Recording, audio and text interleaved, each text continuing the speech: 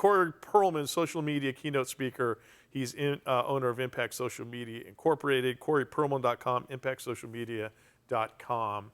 I know you love talking with Corey Perlman. We love talking with him, but it is so in your wheelhouse.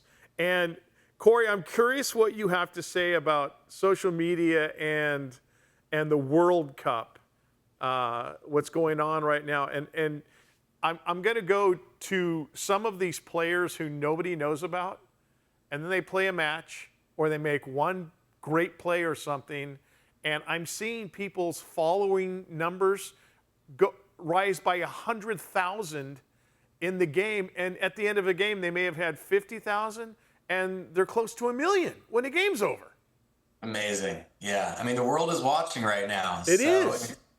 It's all about, borrowed attention. And I think the attention right now is on the World Cup. And then also we've got, our 250th anniversary of the U.S. So those two events right now is what everybody's talking about. So, my advice to the rest of the world is to jump in on what everyone else is talking about. But I mean, what are some of the guides that you have, the guidelines for that? Because it can be a little bit cheesy if people jump in and they really don't have a place to, or they don't know what they're talking about. But some companies do it really well and they make a good campaign. And, it's got to be a clever kind of thing that matches what your brand is doing. Do you have some guidelines or tips for businesses to do that? Yeah, you're absolutely right, Mary. You got to be, you can either fall flat on your face or it can work out really well for you. And I think it's just about aligning yourself with whatever topic you're talking about and make sure it relates back to your core expertise.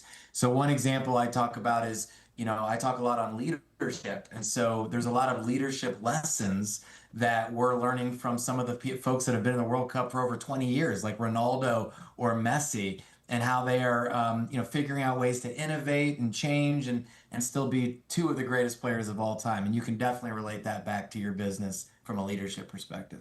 It's amazing because on X, there are these competing videos going around of Messi and how he kind of interacts with opposing players, and guys are reaching out like to, high five or hug him and stuff, and he's like, just get away from me.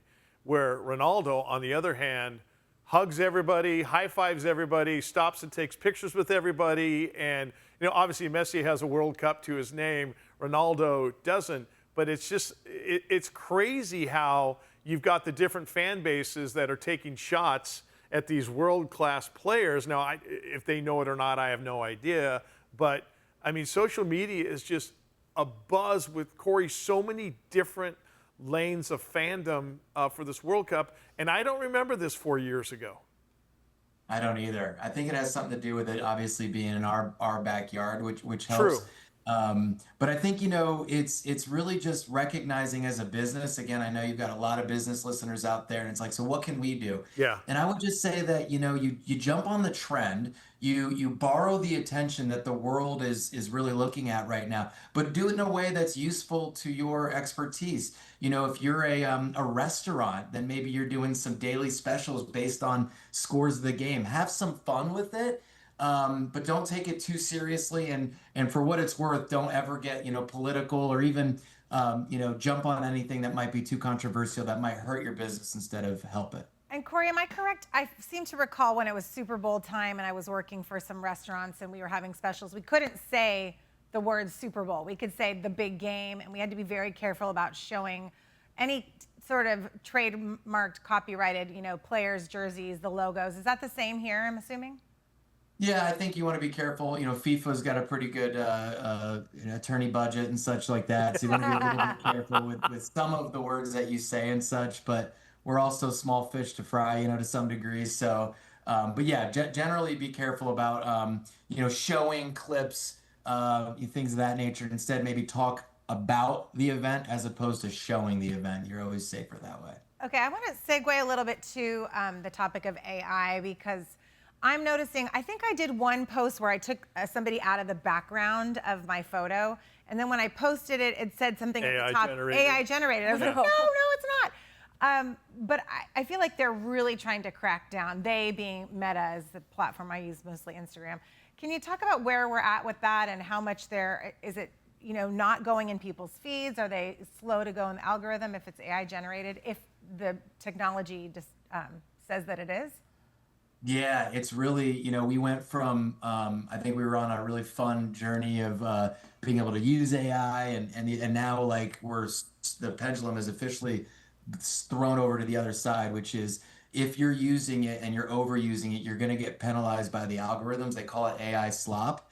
And really, Mary, I think it just comes down to being really kind of lazy about it. I think if you continue to use AI for idea generation, you take your idea, you put it into AI, it helps you craft a really good post, you're okay. But when you start using it as its originated content and you throw it in there or you let it comment on your behalf, it's catching that stuff and it's gonna downgrade you. Corey Perlman, social media keynote speaker. He's owner of Impact Social Media Incorporated.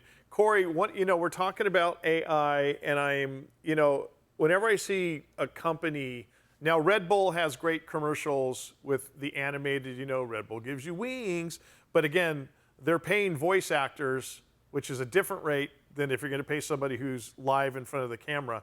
And I'm starting to see that now with just normal commercials for anything out there, the number of AI commercials, and you can tell immediately, okay, that was AI generated. And I mean, should people, like actors maybe, or anybody out there who, works on a movie set or a TV set or a production company, you got to be thinking, am I going to get replaced here sooner than later? It's all fair game. Yeah, it's a scary world. I've got actor friends that are really freaking out specifically about what you're talking about, which is voiceover work and how AI is really dominating the industry right now. So there has to be some rules and regulations around it, and they have to be forthcoming as to that it is AI based, or they should be, I should say. Yeah. And I hope that that's coming with the AI, with the social media tools as we move along here. and I'm surprised that that Hollywood, isn't really making a bigger noise about it, or a bigger stink. It was part of their strike a few years ago, right? It was, absolutely. That was Yes. part of the terms. Well, that strike didn't work because I'm seeing more AI stuff generated. Corey Perlman, social media keynote speaker, owner of Impact Social Media Incorporated. Corey, always appreciate the time, brother. Thank you as always. All right, keep it right here. There is a lot more to come with the Big Biz Show. Don't go anywhere. We're not. We're back after this.